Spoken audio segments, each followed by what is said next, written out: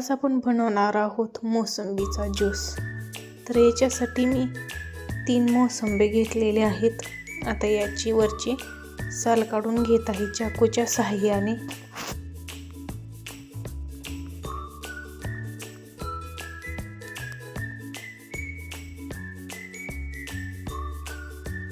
याची सर्व साल काढून घ्यायची आहे।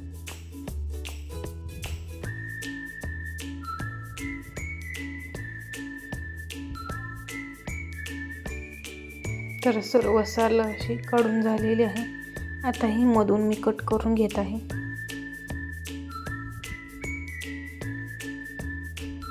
याच्यातले बी सर्व काढून घेत आहे।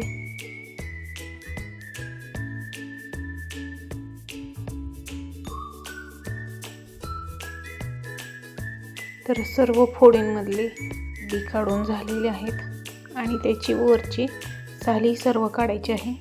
आता आपण मिक्सरच्या भांड्यामध्ये हे फोडी टाकून मिक्सरला फिरवून घेत आहोत।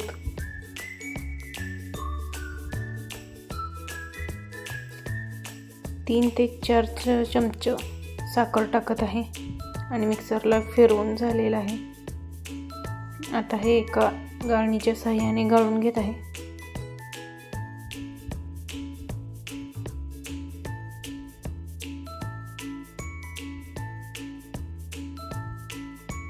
तर बघू शकता खाली ज्यूस पडत आहे।